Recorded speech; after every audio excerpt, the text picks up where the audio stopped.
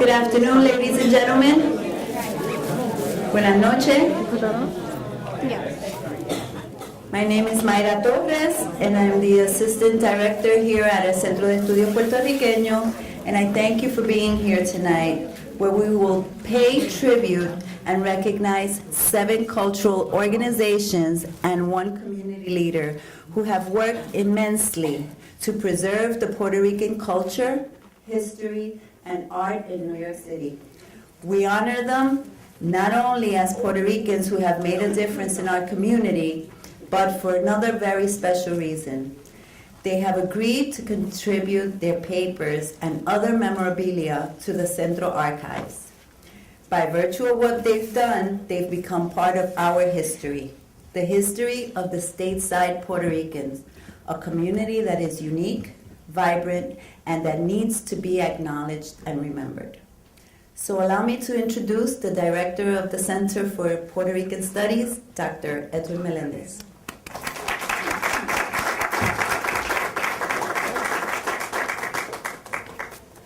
Buenas noches. My name is Edwin Melendez. I'm the Director of the Center for Puerto Rican Studies. My pleasure. It's the best job in the world, if I may say, because I get to do this kind of events often, more this year than ever. In any case, a great pleasure to be here tonight and to share this event with our community and their representative.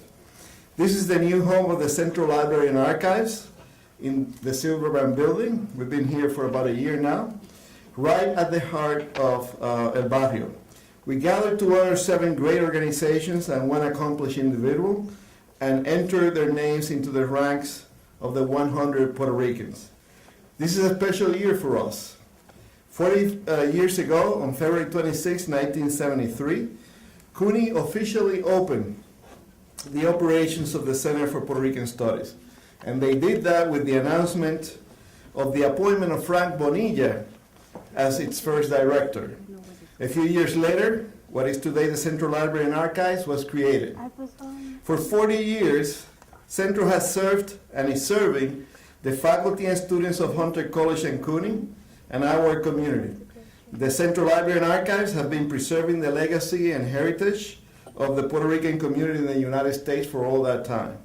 We provide cutting-edge research and educational programs that encourage interest in the field of Puerto Rican studies. Since we moved to El Barrio, we have implemented a community program. We sponsor successful art exhibits, there are more to come, and we have launched our 100 Puerto Rican campaign to make a great institution even greater. The 100 Puerto Rican campaign was undertaken in conjunction with Centro's 40th anniversary for a very good reason. We have a goal of expanding our world-renowned archives by adding to its breadth and depth with the contribution of the 100. And tonight is a very special night as we add to that important cultural organizations.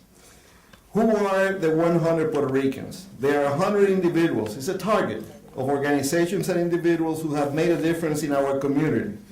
We honor them for donating their papers and their oral histories and to contribute to the preservation of our history.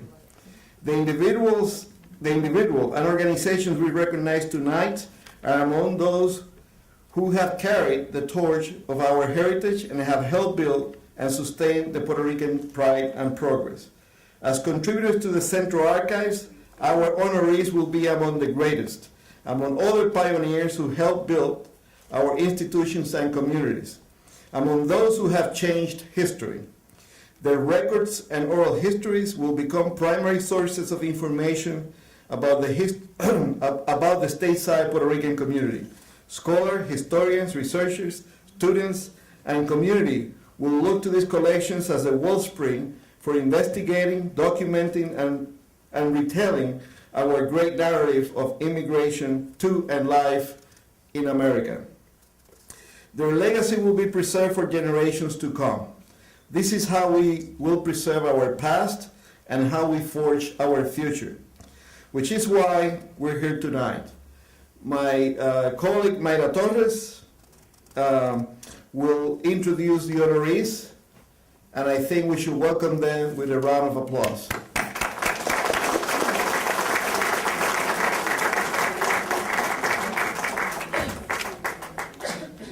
But my name is Alberto Hernandez. Buenas noches, good evening. Very excited to be here because I know most of you since I came to New York 4 years ago. It's going to be 5 years, September 1st, that I came to Centro. It's the first time I really work with the community in the United States. I've been everywhere. My family can testify they're here. I'm not in the military, but every 7 years I get an itch and I move. I started in Iowa, Cedar Falls, then I went to Boston, then I went to Pensacola, and then I'm here in New York again. But I love New York, I love the community. I remember as a kid looking at the Trans-Caribbean Airlines posters. I remember it's $42, the round trip, Puerto Rico, San Juan, Puerto Rico. And my uncle worked for the airline. I remember going to an airplane and being excited of coming to, what I wanted to see was the Bronx Zoo. I mean, I don't know anything about it. That's what I wanted to see. So all my life I've been dreaming to be coming to New York. So 4.5 years ago when Sarah Melendez asked me if I was interested to work in the Puerto Rican Center, I said, of course, what can I do? Why is it important to preserve our culture? In our modern world, culture is one of the most significant traits of human phenomena that cannot be attributed to DNA or genetic inheritance. Culture encompasses the distinctive creative way we experience as a group, as part of our daily lives in different parts of the world. It can be manifest in our craftsmanship, in our art objects, music, poetry, literature, folklore, and projects into our social practices and patterns. As a traveling group, the Puerto Ricans are capable to passage across the ocean and build communications and communities that are distinctly Puerto Rican. The examples are numerous. We have presence in Europe, North, Central, South America, as well as Hawaii and other islands of the Caribbean. In 21st century United States, we see that our community members are moving back and forth from La Isla and the mainland, as we call it here, as they reach their dreams or they retire and look for a better place to enjoy their retirement. This fact is much more alarming to us that are in the business of preserving, collecting, and sharing the histories of these people and these communities. Because of these photos, letters, diaries, posters, programs, photographs that you can see here, meeting agendas and minutes, are key to document the stories of our people, of our communities. Living culture, I think, is one of the most exciting manifestations of the human race, and it's our duty to preserve and share these stories with ourselves and the future generations. I'm sure that somebody's going to come to Central 100 years from today and ask, who are these people? How do they react and behave to historical events? And why? Why did they react this way? How come they, how did they impact our community? What were our challenges and accomplishments? What did we do to serve those people that were thirsty of music and art? Tonight we want to honor all these great individuals that are here with us tonight and who made a difference and who also are very conscientious and very generous in donating the papers and records of their organizations to Centro. Congratulations. Buenas noches y gracias.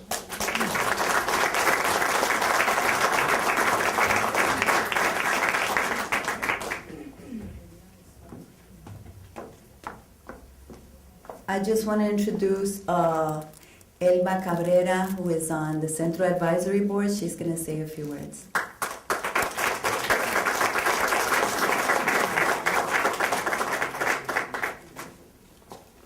En mi casa me conocen y me guardan comida todos los días. Anyway, I want to welcome all of you to this special event. We've been working very hard, to bring you together. And also, I just have to say this, Centro is a very important part of our community and we have to support it. I'm supposed to talk about why cultural organizations are important. They're important because our people, our children here have to know what's happening within the culture, our culture. Many times we see the young people going away from what we know and what we cherish. It is so wonderful to be able to talk about oh, ¿te recuerdas cuando éramos niños que hacíamos esto? And they're going to lose that if we don't instill that in them. And I think we have the opportunity to do it through the arts and culture. And one of the things about arts and culture is that it brings a lot of good things to your heart. It really makes you happy. And I'm just so honored, to be part of this. Many of you know me from the Association of Hispanic Arts. I was there for 10 years, and I met wonderful people who started my art collection, and I see one right in front of me. His name is Fernando Salicru, and I have a piece that I bought from him, which is called Una Vez Más Colón, and it's the Taínos behind the bushes waiting for Colón to come back. And every time someone comes to my house and I say, what do you see here? And most of the times they don't get it, and I have to explain it to them. Oh my God, that's wonderful. But anyway, to get back to the reason that we're here is to honor the cultural organizations and one individual that has done marvelous things for the artists here in the city of New York. So welcome again, and thank you for being here.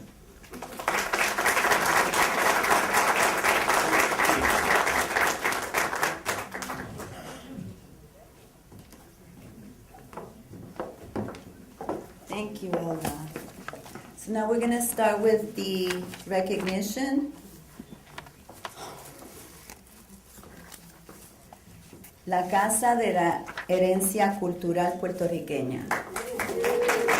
La Casa de la Herencia Cultural Puertorriqueña is a not-for-profit, community-based institution founded in 1980 to advance, disseminate, and preserve the cultural heritage of Puerto Ricans in New York. La Casa's main component is its Puerto Rican Heritage Library and Resource Center, a large and diverse library of study and scientific research. Here to represent La Casa is Leticia Rodriguez.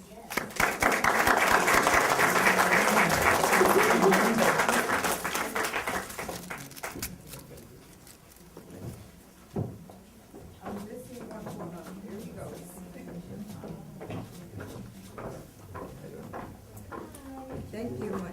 Thank you so much. I'm going to pin.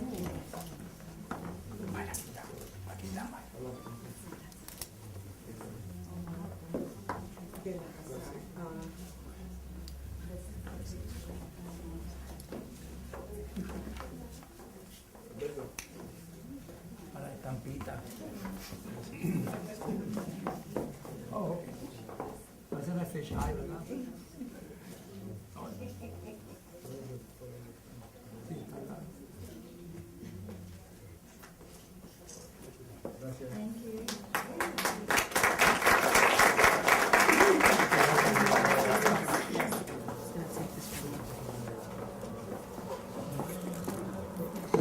Buenas noches, me llamo Leticia Rodriguez, para los que no me conocen. Good evening, I'm Leticia Rodriguez, Director of La Casa de la Herencia Cultural Puertorriqueña. Estoy aquí con miembros de la Junta, el copresidente, el señor Edward Flores. I'm here with Mr. Edward Flores, co-president of La Casa. Our financial officer, Mr. Carlos Pereira, and our vice president, la señora Damaris Méndez Ortega.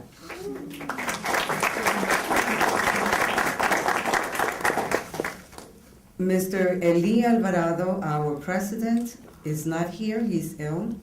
We're going to just pray for him for 1 second, please, in memory of also Mr. Otilio Diaz, who was instrumental in maintaining La Casa for 25 years. And I was able to pick up after him, and I have been at La Casa going on 6 years, and I fell in love, and I just can't get over it. I invite you also to fall in love with it.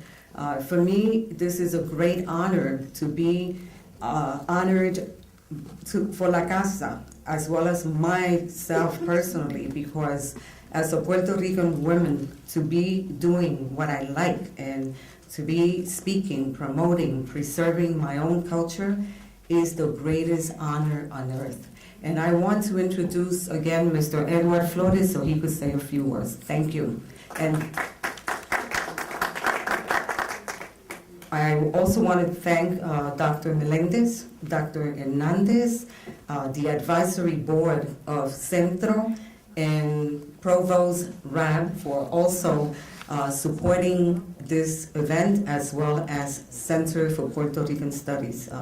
We all have to thank you so much, and congratulations to all the honorees. Thank you. Okay, I'll be very brief.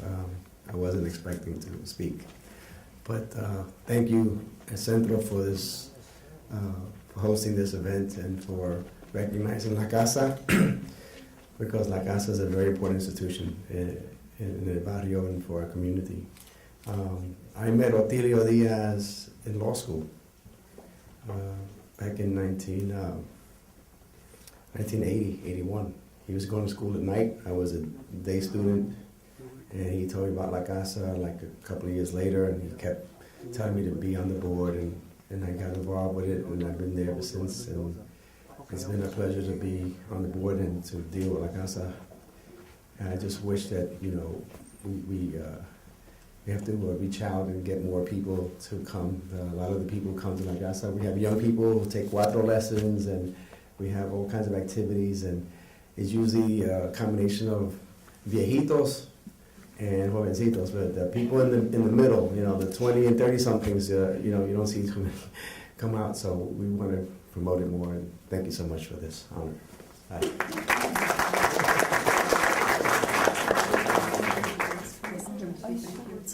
Hola, yo me llamo Damaris Mendez Ortega, and I have been with La Casa for the past 25 years, and I knew Otilio, and he was the one who brought me on board. And I am so excited to see everyone here. I am so excited to see that there's organizations that are out there, that are working, that are, we need to come together. We need to support each other. This is so exciting for me. Ustedes lo saben, yo soy del barrio, 104th and 1st Avenue. And I am what you call a second generation Puerto Rican. But my parents, they taught me how to read Spanish, how to write Spanish when I was 7 years old. They taught me con el diario La Prensa, and I'm very, very proud. And mi papá, on Saturdays, eso era La Calandrina, you know, it was all Ramito, you know, so I grew up. I was one of the fortunate ones, because my parents, my parents would take us to Puerto Rico in the summer for Christmas, and we really learned, we lived our culture. So this is what I want for our young ones, because I think that poquito a poco, they're going away, they're drifting away. So I'm so proud and so honored to be here, and to see that everybody here is working together for our culture, for our traditions. Tienen que seguir, esto no se puede morir, okay? Thank you so much to the Centro Puertorriqueño de Hostos. I'm really excited to be here. ¡Que viva Puerto Rico!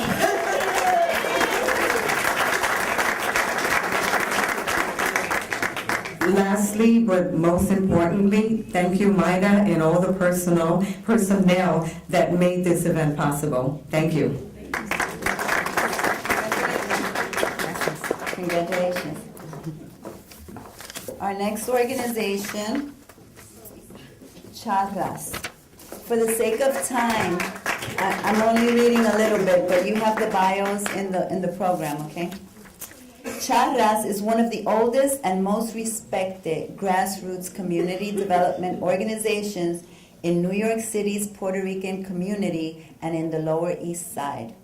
In recent years, Charas has co-produced 9 mosaic murals in schools, community centers, and businesses with artistic director Juan Carlos Pinto. Charas provides a supportive cultural platform for people from all backgrounds to work together, express themselves creatively, and develop their skills and identities while addressing social issues constructively.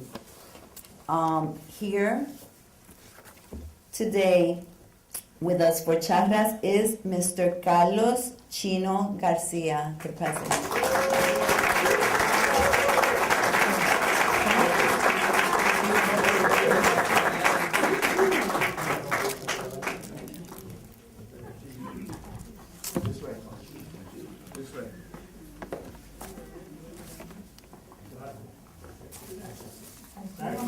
The golden pen.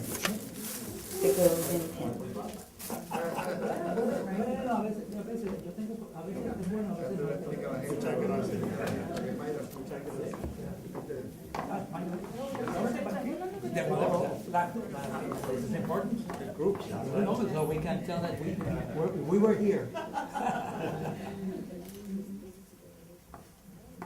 Photoshop. Yeah, blonde hair, I want blonde hair and, no, yeah, see.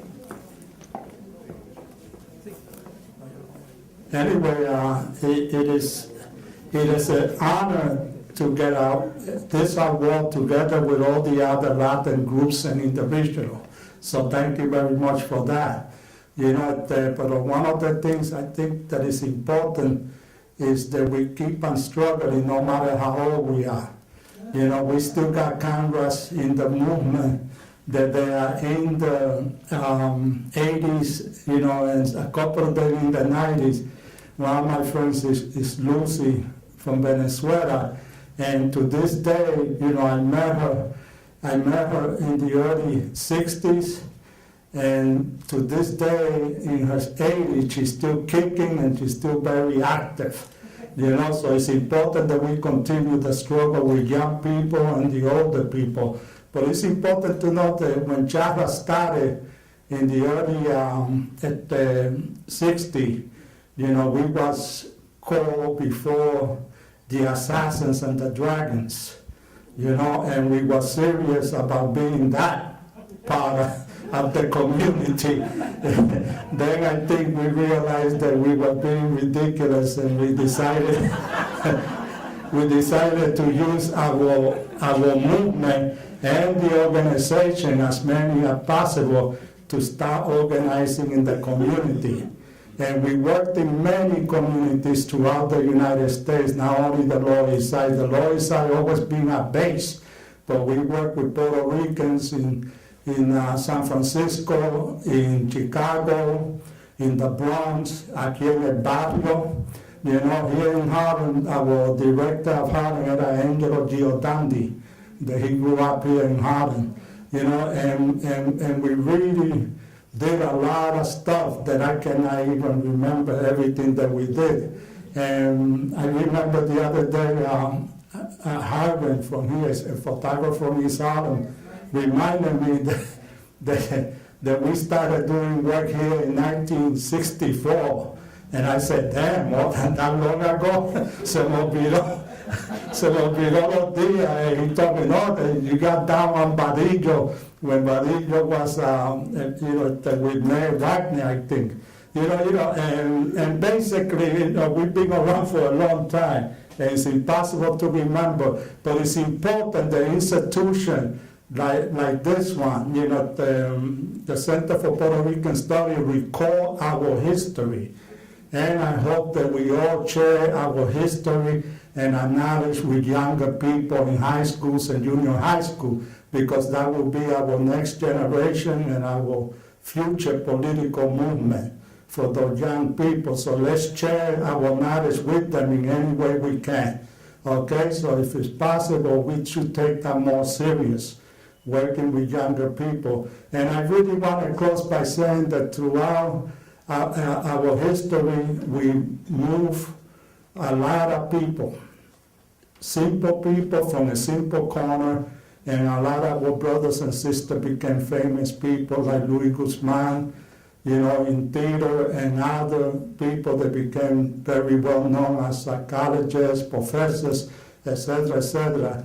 And I'm very proud of a lot of those people. And I hope we keep on developing more and more people like that. Thank you very much. Please, what does Charas stands for? Oh, Because most people, I'm sure, don't know. Yeah. That story. Yeah, from the assassins, we decided to change our name to the Real Grace Society, which it was a takeoff on President Johnson's Grace Society. And then after the president left office, we decided to change it to Charas. And basically, the leadership that was in the room, we took the first name of everybody in the room, the first initial, and we mixed it together, and somehow the name Charas came out, and that's what we decided to call ourselves. And we're still kicking, okay? Thank you very much. You know, and I hope, hopefully, you know, I hope you all come and see some of the projects that we're still doing in Brooklyn and the Bronx, okay, and the Loisaida. Take care.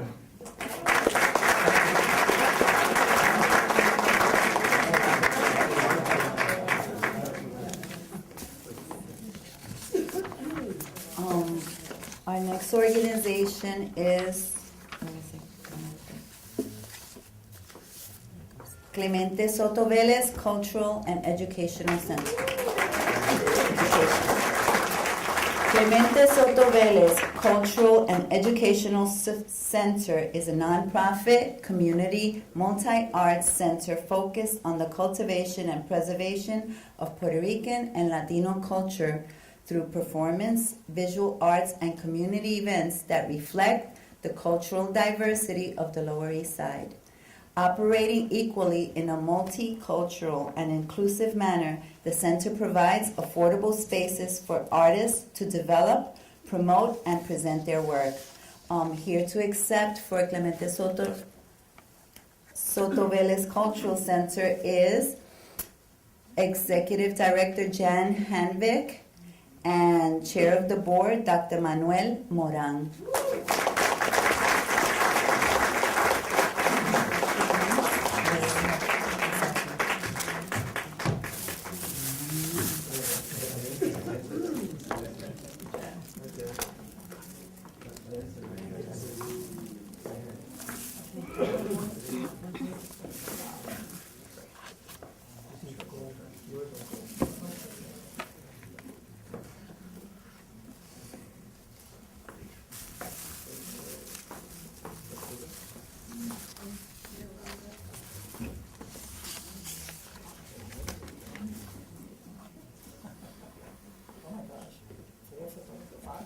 Six.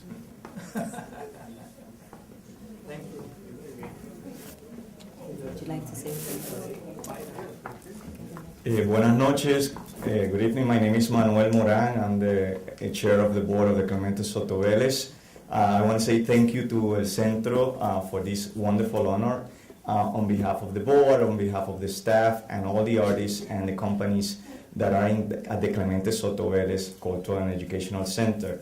Many people call us CSV, and we've been fighting for the past years, trying to tell people we're not CSV, we're Clemente Soto Vélez. We're not the pharmacy, because people think we're CVS, CSV, you know.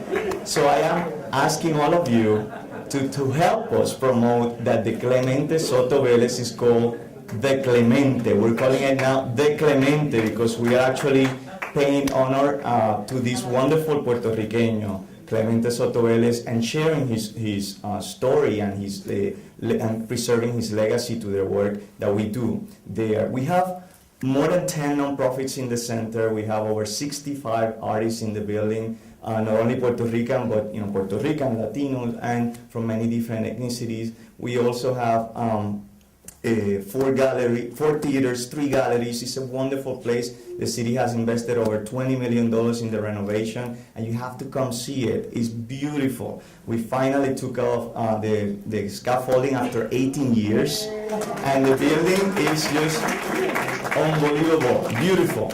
We're home to Teatro Latea, one of the most important cultural institutions in the city, theater institutions, to Ola, to Felt, to my theater, Teatro Sea, which is the only Latino children's theater in the United States. We're really trying to preserve our heritage and our culture and to share it with young audiences and with the whole community, with everybody.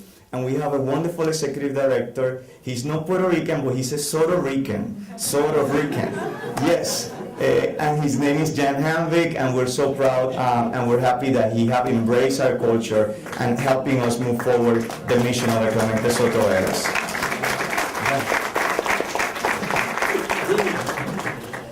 A pleasure to be here tonight. I just want to tell a quick story about the wonderful documentary that was made recently by Joel Gonzalez about Clemente. And I didn't have the pleasure to meet Clemente personally, but he's so alive. He has such an incredible power in the clips in that film. And we have been having a series of town hall meetings to find out how the center can grow with the city funding that Manuel mentioned. And there was one person, not Puerto Rican obviously, who said, people don't know who Clemente Soto Vélez was, so why not give it a contemporary name, like the PS 160 Cultural Center? And the wonderful story is, I said in the documentary, I was interviewed, I said, Clemente is not dead, he is alive through the center. And a sort of elderly American Jewish sculptor who is in the center stood up in the audience and he was outraged. He said, don't you know who Clemente Soto Vélez was? Don't you know what he stood for? Don't you know that he stood for poets? Don't you know that he stood for the rights of gay people? Don't you know that he stood up for the small business person? Don't you know that he stood up for community building? We are not changing the name of this center. And the whole room burst into applause. And I said, wow, if this guy is supporting the legacy and vision of Clemente, I'm very happy to be a part of that. We're getting proposals all the time. There's a Nigerian Buto dancer who is creating choreography inspired by his poetry. There's an American, I don't know her background, painter and sculptor, very talented, who is doing a whole invitational of visual arts inspired by Clemente's poem Árboles. So I say he's not alive, he's not dead, he is alive through the activities of the center. And as Manuel said, come and visit us, but bring your sneakers because there's a lot of stairs. So Yes. thank you so much. I didn't bring my notes, but I cannot forget to mention and to thank Ed Vega, a visionary. Let's give him a hand. Yes. A visionary. He was one of the founders, along with Nelson Landru, who's from Uruguay, and a Dominican, Mateo Gomez. The three of them founded the Clemente Soto Vélez, and they, without the work that they did, we would not be there, and we would not have a Clemente Soto Vélez, a wonderful, beautiful a multicultural center and Puerto Rican cultural center. So thank you, Ed Vega, thank you to the founders, thank you to all the executive directors and the people who have been there, Leticia being one of them. We have many people who have been board members in the past. Thank you to all of you. Because of you and the work and the lucha that we all put into this, we have preserved this place for the city, for our community, and for the Puerto Ricans. Thank you so much.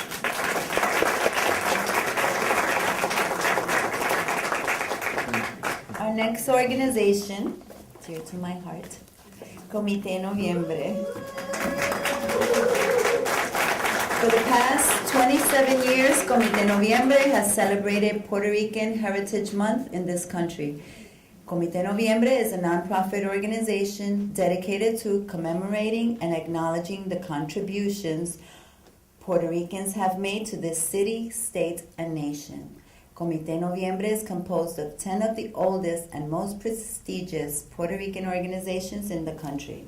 Aspira of New York, el Museo del Barrio, Eugenio María de Hostos, el Centro de Estudios Puertorriqueños, el Puente, the Institute for Puerto Rican Hispanic Elderly, Latino Justice, PRODEF, the National Institute for Latino Policy, the National Congress for Puerto Rican Rights, Justice Committee, Puerto Rico Federal Affairs Administration, and la Fundación Nacional para la Cultura Popular in Puerto Rico.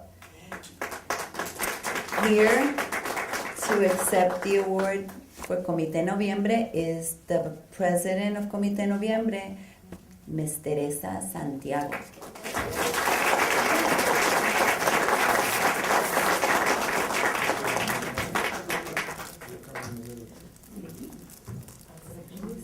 Yeah, pin me first. Yes. This way. Here, we're going to pin you first. A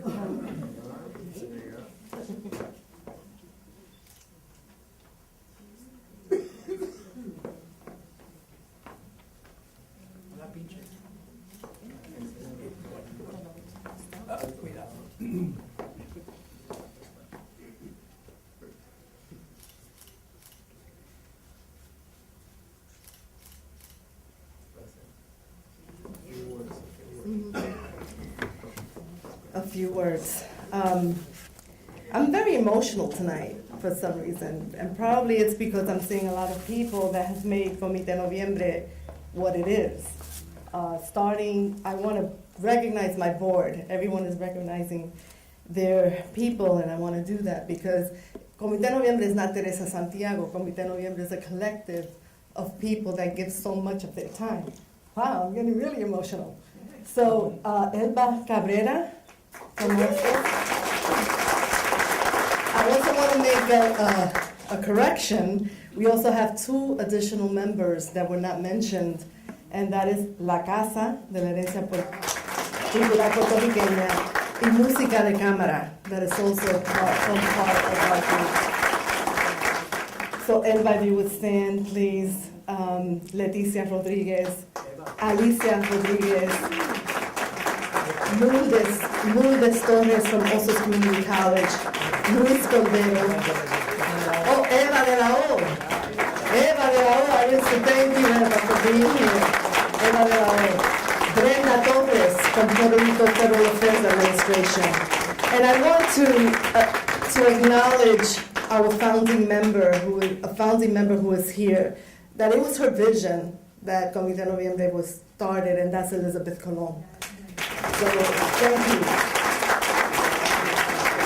And that was the vision. The vision of Comité Noviembre was, we need to preserve our culture. We need to tell our young people who we are, where we came from, and do it in a way that was constructive, that was living, that they were living every day. We started our first theme. We needed a representation on the Board of Education, which our first member, Puerto Rican members in the audience, Dr. Reyes.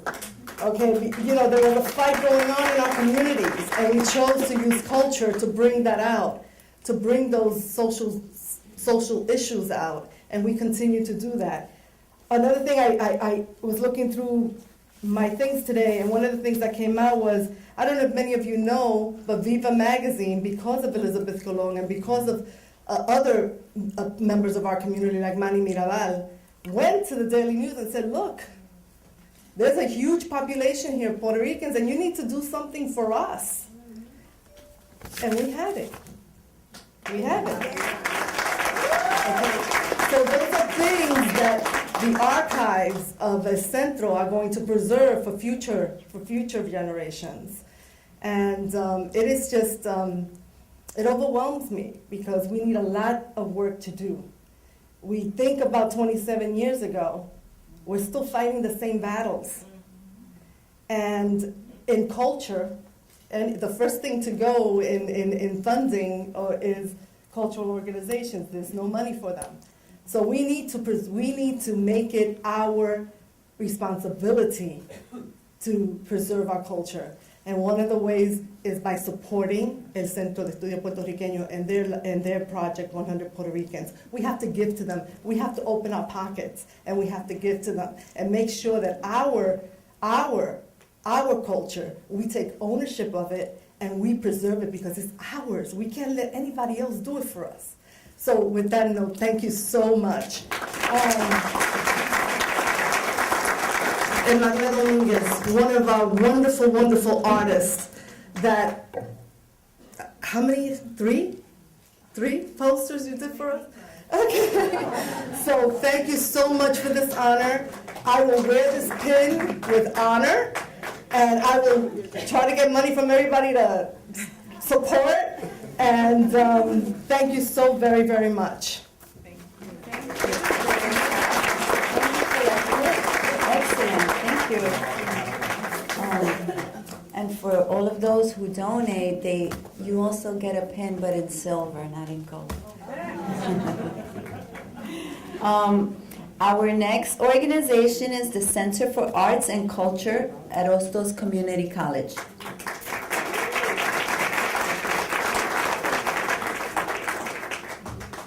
The centerpiece of the new campus at Hostos Community College of the City University of New York, the Hostos Center for the Arts and Culture in the Bronx, consists of a museum-grade art gallery, a 367-seat theater, and a 907-seat concert hall. The Hostos Center presents artists of national and international renown, as well as emerging and established local artists. It offers workshops in drama, folk arts, and dance to community residents. Here to accept for the Hostos Center for Arts and Culture is Elba Cabrera.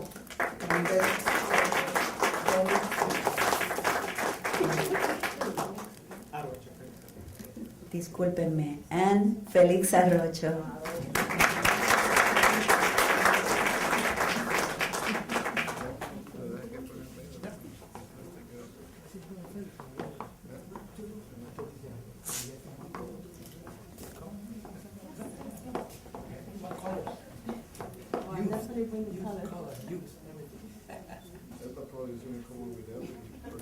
I know, yeah. Thank you.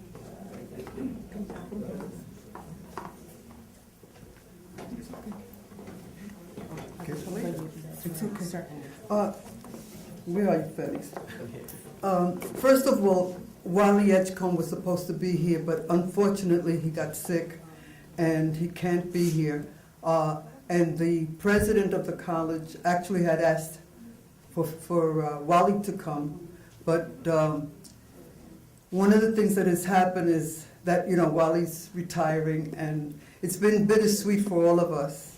Bill Aguado, who sits with me on the Hostos board and also in the Arts and Culture Committee, is also here. And Felix works very closely with Wally. And Nidia Edgecombe is all the way in the back, who is a big part of Hostos. It's been, you know, I've been working at Hostos for how many years now? Bill and I started at the Advisory Council in something like 1979, something like that. And we've been there ever since. Wally has done a tremendous job of bringing that Hostos Center together. By the way, he's another sort of Rican, okay? he actually is married to a Puerto Rican, so that makes him a half a Puerto Rican, right? And he loves our culture, and he has made sure that the center represents our culture, our arts, and our humanity. So, Felix, you want to say a few words? Just a quick thank you to Centro for Puerto Rican Studies on behalf of the president, Felix Matos Rodriguez, our vice president, Ana Carrion Silva, the foundation board, the staff of Hostos Center for the Arts and Culture. If it weren't for Wally, of course, and Wally, we wouldn't have 2 state-of-the-art theaters in the South Bronx and a museum-grade art gallery. He's been a trailblazer with his vision, and we're the beneficiaries of that. So I want to thank the center and everyone. And we want to invite you to our programs, okay? We have wonderful programs in the Bronx, and it's easy to get to. You get on the number 4 and you're there. Okay. Thank you.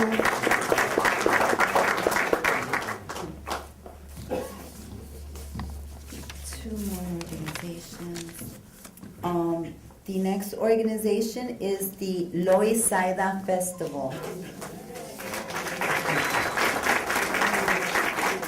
Since 1987, the Loisaida Festival, produced by Loisaida Inc., has been celebrated on the Sunday before Memorial Day.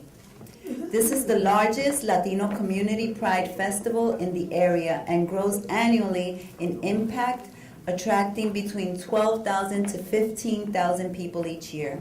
It is presented along the Avenue C commercial corridor, renamed Loisaida Avenue in 1989. The festival includes diverse manifestations of the Puerto Rican and Latino cultures expressed through music, cuisine, and arts. It also serves as a vehicle to disseminate critical community information to local residents and visitors on issues affecting their well-being. Here to accept. I'm sorry? Go ahead.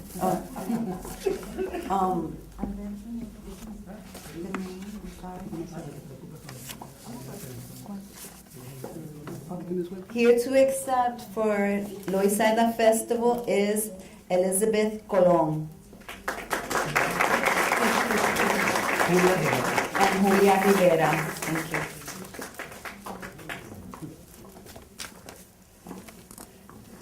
Thank you so much for this honor. I am delighted to be here. Gracias a Dios porque en el 2007 Loisaida was evicted from its home of 30 years. Y si no hubiese sido por la comunidad, el apoyo de la comunidad puertorriqueña y de nuestros amigos, porque el Bajo Manhattan es una comunidad diversa.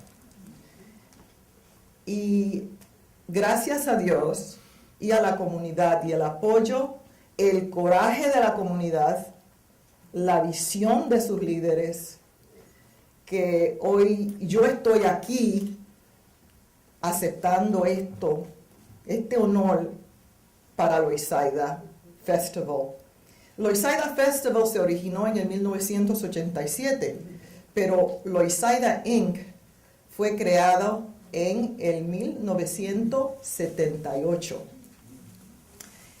La ola, después del Real Great Society, que antes de eso el War on Poverty, en el Bajo Manhattan había 26 organizaciones puertorriqueñas.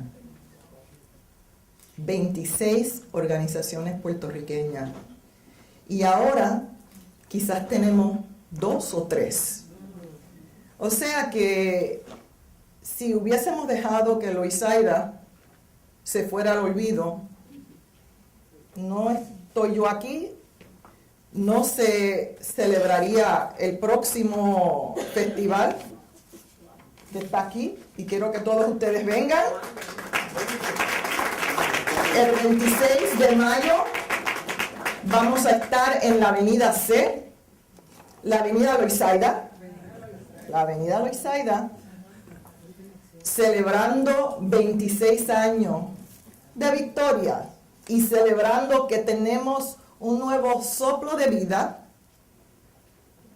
porque después de toda esa lucha, la comunidad dijo, ese edificio no se va a desarrollar, nada va a pasar en ese edificio, al menos que Loisaida no esté en la mesa.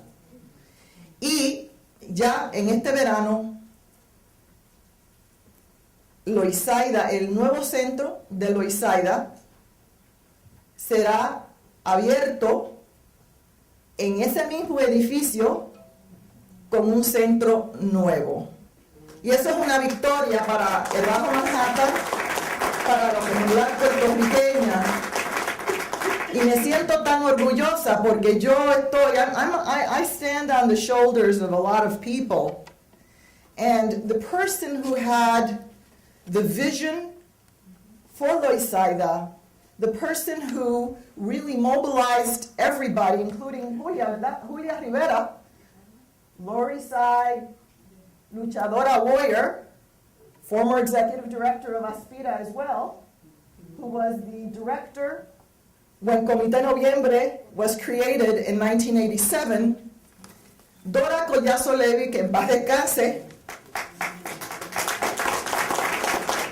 una educadora increíble y una líder, mi líder, fue la que originó a Loisaida. Ella luchó y luego que Bimbo Rivas había desarrollado ese poema y había creado esa palabra, Loisaida, Tato la hubiera incluido ahí, y tantos más artistas del Bajo Manhattan. Ella fue la que luchó para que respetaran a Loisaida y nombraran la avenida C, Loisaida Avenue. ¡Que viva Loisaida! Y aquí, esta noche, the Lower East Side is well represented. Muchas cosas buenas pasaron. No tan solo yo. Yo me crié in the Lower East Side y fui a PS 160. I could sing the alma mater if you want.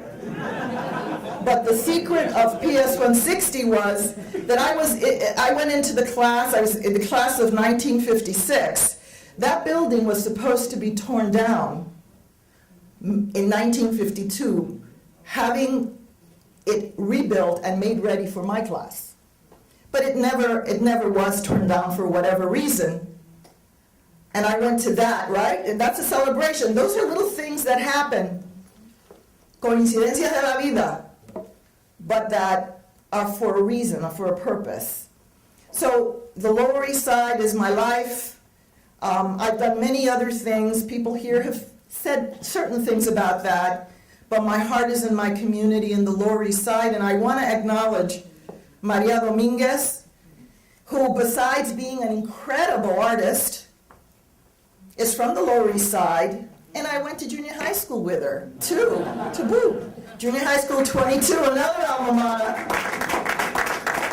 And she was the one who showed me, notwithstanding that I knew a lot of things about El Centro and about so many different things, she's the one that spoke to my heart and said, Liz, we can't let our history down here in the Lower East Side, Loisaida, and the rest of it go into oblivion. You need to do this. Loisaida needs to do this. And I'm so appreciative of her patience and her love for her community that she made sure that we were here this evening. And I thank her for that, Maria. Thank you very much.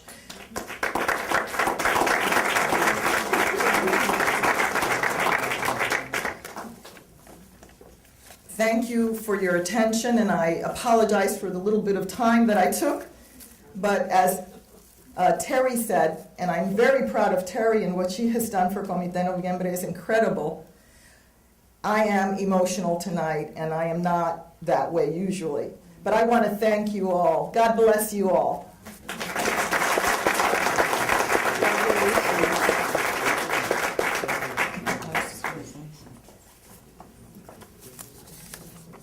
The final organization before the individual is Taller Boricua.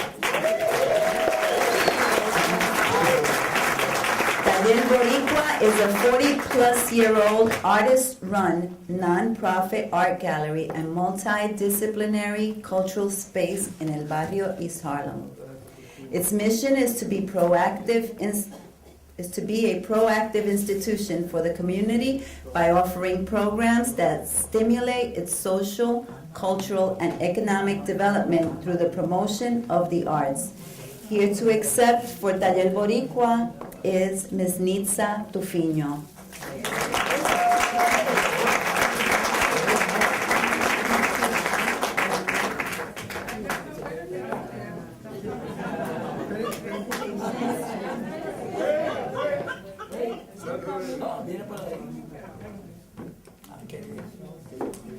Bien.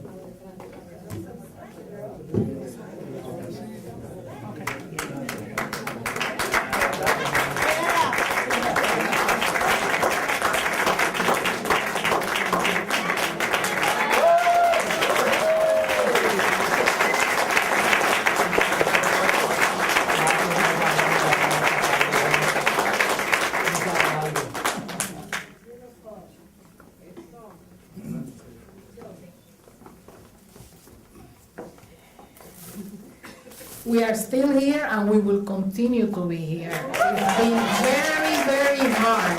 It's been 40 years. We're planning to have our 50th years celebration in el Museo de Puerto Rico en Puerto Rico con una exhibición sobre el taller boricua, la historia del New York Rican. Nosotros, our trajectory comes from our mentors from Puerto Rico that did el Centro de Arte, Estudio 17, Galería Campeche, el Instituto de Cultura, toda esa organization, Divetco, especially Carlos Osorio and mi padre Rafael Trufiño. During the 60s, they were here back and forth in la Aguado area and in el barrio and also in Loisaida. And they got together with some other young artists, Marcos, Adrián Garcia, Fernando Salicruz, myself, because I was his daughter. I was invited to be in El Taller by Manuel Otero when I was coming back from school in Mexico. So I was the first woman to be in El Taller. Also coming out of the Real Great Society, which was in El Barrio with Harry Quintana, Perry, there was a couple of architects. Sintron knows about that. The times of the Young Lords. We did our fights with the Young Lords by doing posters for them. Remember Julio Roldán and Tito? We did all of those things when we were housed in 111. We were squatters at that time. Real Great Society had left, and El Taller Boricua was there. Many times we were broken into by the CIA and FBI because they were looking for arms, and they would break the floors and stuff like that. But we always had a good laugh, like Carlos Osorio. And my father said, well, they will never find arms here. They will only find almas. So that's why we came over with Taller Boricua, Alma Boricua.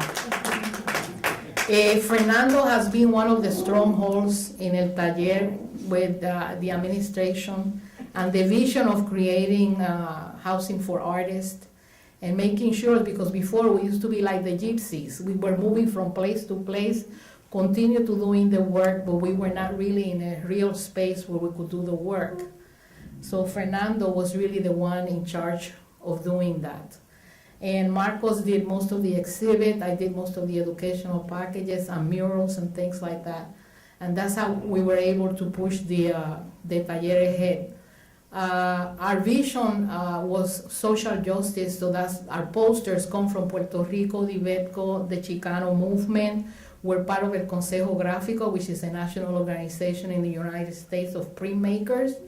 And this year we will be housing in 121 East 106th our printmaking workshop, which is going to be named after our mentor Rafael Trufiño.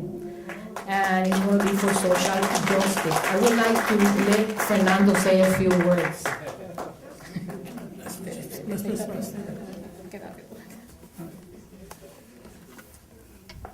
It's an honor to be here today and to see so many faces that I've actually worked with or seen practically all my life.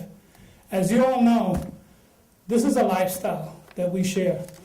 We've done this for the very, very long time.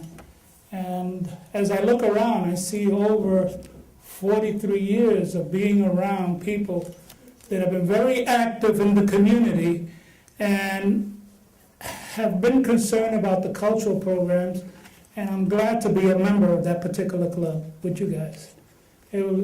As we all know, it's kind of hard now trying to keep up with the ability of keeping our programs up to date and making sure that our cultural programs progress so that we could actually teach the public.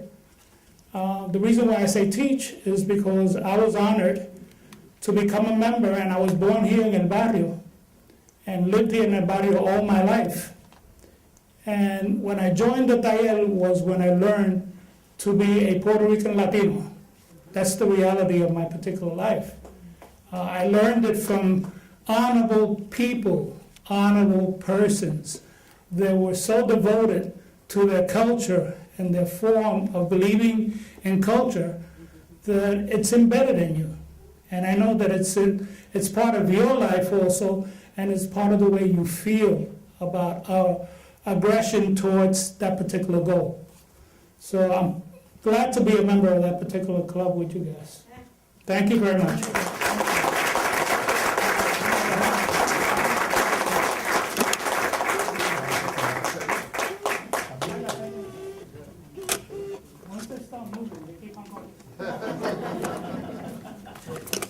Our last recognition goes to Mr. William Aguado.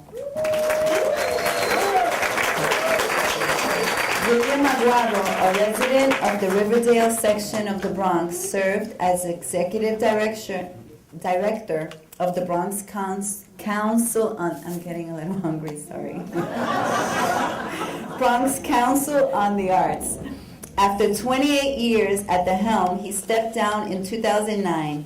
During his time, he helped usher in many of the council's most successful programs, including the Longwood Art Gallery. The Bronx recognizes its own fellowship program, and the Bronx Culture Trolley. Please join me in welcoming Mr. William Aguado.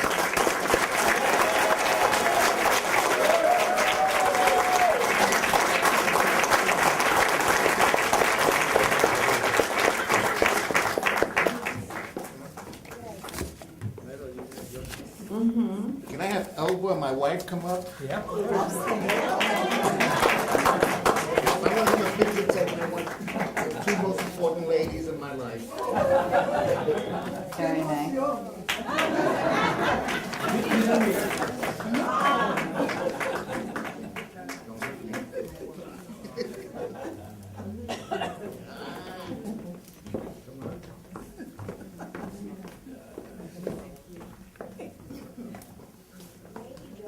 Don't take a picture of my stomach either.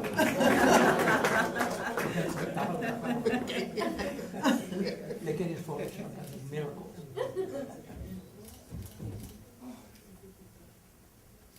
Jeez, thank you.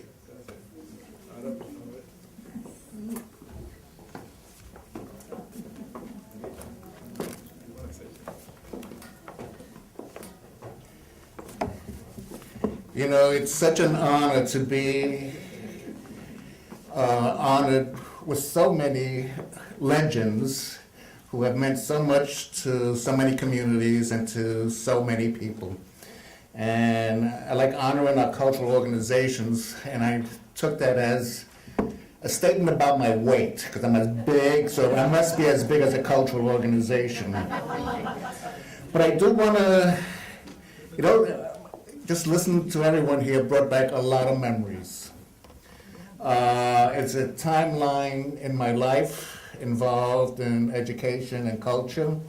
It begins in the Lower East Side with Chino when we fought the UFT for Luis Fuentes in the school decentralization, and we had to kick the asses of the JDL that came in to break up our meetings. Then it moves along to Association of Hispanic Arts and Elba Cabrera, my mentor, one of my very best friends, and many of my colleagues from Fernando and Nitza come from those receptions we used to have every 6 weeks. Drunken receptions we used to have every 6 weeks. And it was always guaranteed an argument, a fierce, loud, cursing argument between Manny Vega and myself every 6 weeks.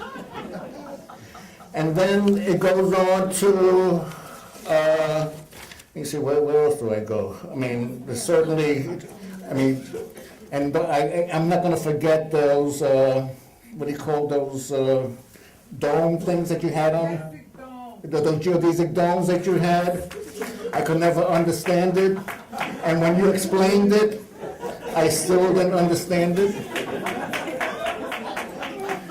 Then it was also Hostos Community College. The truth is, I'm not as old as Eugenia Maria de Hostos, but there are times I feel I am. I work closely with Wally Edgecombe there. I raised the money to bring the great poet Soto Vélez to be part of a special poetry program with Braithwaite from one of the West Indian islands, and the poet laureate, which I forget, from Santo Domingo. So that's the type of operation that we had. But I do want to speak about the importance of memories, the importance of legacies, the importance of where we came from, and how do we preserve it. As important as the Centro is, and I'm grateful for this award for all the work you've done over the years, and many wonderful receptions and hangovers I've had from those receptions as well. It's not enough to have these events, these archives here. We need to have, for example, in the Bronx, we have Casa Amadeo. It will eventually come here, but it's a memory of our history in the Bronx, the South Bronx. And before that, 52 people, all the wonderful artists that have come through us, yet it can't be housed here alone. It has to be housed at Hostos or other historic places, so the people in our communities can enjoy it. Not just the Puerto Rican people come here and research, not just the academics, but we need the people, like children in our community, to go to the Lower East Side and see what existed there and why it existed and why I got a bump in my head thanks to Chino over here. And I do say that I spent close to 30 some odd years with the Bronx, over 30 some odd years with the Bronx Council on the Arts, and it was an incredible experience. But it taught me a lesson, and one that I think is the most important: money in the hands of artists. Money in the hands of artists. Unfortunately, whatever abysmal funding that we receive goes to organizations, one hundredth of that trickles down to the artist. The organizations, the museums would not be in existence without the artists and groups of artists that work together, like my buddies up front here. So what I'm saying is that my proudest moment was when I created the BRIO program at the Bronx Council on the Arts. We now give out 25 awards, fellowships of $3,000 to Bronx artists.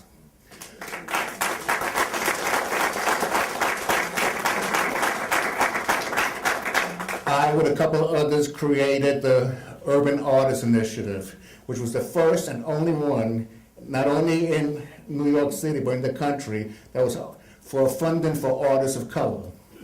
And because I was a driving force behind it, 1/3 of the money went to the Latino without any compromise to that, or 1/3 to the African American and 1/3 to the Asian. And even though there were attempts to say, well, let's only fund the best, my attitude is that we are the best. So every year, 1/3 of the funding went to Puerto Rican, Latino artists in the Bronx, Manhattan, Lower East Side, Queens, Brooklyn. I don't know if we had anybody in Staten Island, but yet it just wasn't about support of the artists. It was about the artist who comes from the community and reflects the values of the community. The organizations, the cultural organizations, are the caretakers, but the ones that deliver are the artists. The ones who are the advocates are the artists. You know, and as a proud Puerto Rican, I've been called upon many times to take very unpopular stands. I will not compromise quality, because the integrity of who I am is about quality. We cannot compromise that. I managed to insert myself where many others couldn't insert themselves, and I don't apologize to it. But when the president of the Metropolitan Museum, Bill Lewis, in the mid-90s, calls me and says, I have a situation we had to eject a parent and a child because the child wouldn't give up his Puerto Rican flag because he was going into the bathroom. And they said, what should I do? And I said, you apologize, and you apologize. I wouldn't mess with your flag, right? Then don't mess with my flag.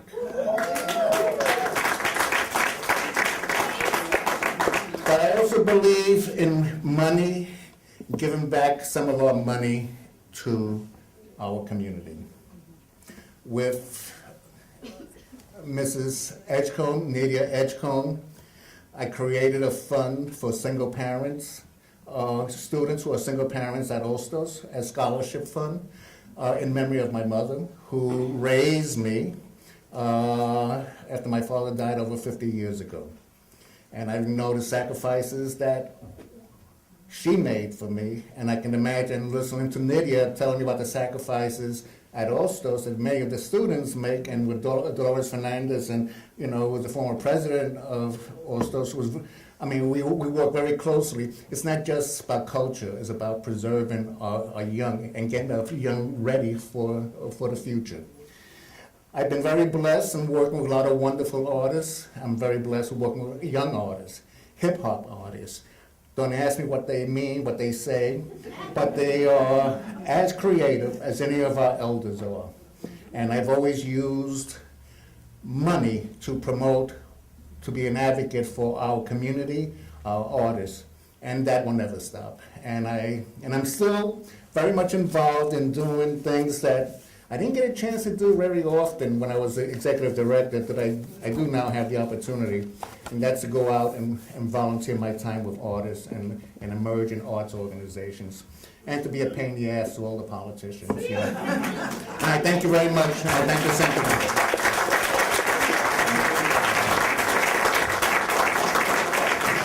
Well, folks, we're coming to an end, but not before I thank you all for coming tonight, especially those of you who are donating your papers to the Central Archives. And the question that comes up in your mind is, what's going to happen next? What's going to happen next is that for the 50th anniversary of Central, the average age in this room should be more closer to the 20s and 30s than what it is tonight. That's what comes next. That this heritage that we have collected tonight is transforming to educational products that reach our young people.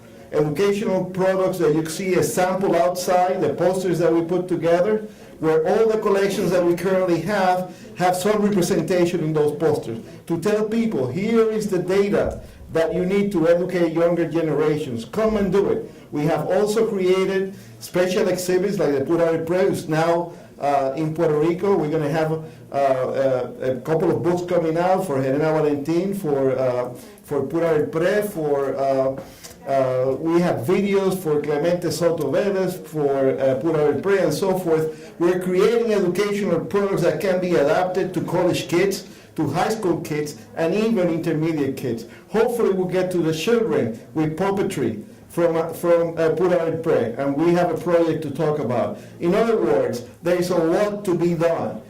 Let's start by collecting your papers. You still haven't given it to us, okay? This is an IOU, and that IOU comes with oral history from the leadership of your organizations that are going to narrate, and those oral histories and those documents are going to digitize, and they're going to be searchable through the internet so that any kid in high school can draw upon that data to make a story about their heritage and their culture. And with that, we have food outside.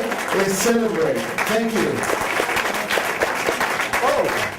Last word. I want to thank my colleagues who put all this together. I'd like to Mayra, Rosali, and Evelyn in the back. If you have a chance, give them a hug too. Thank you.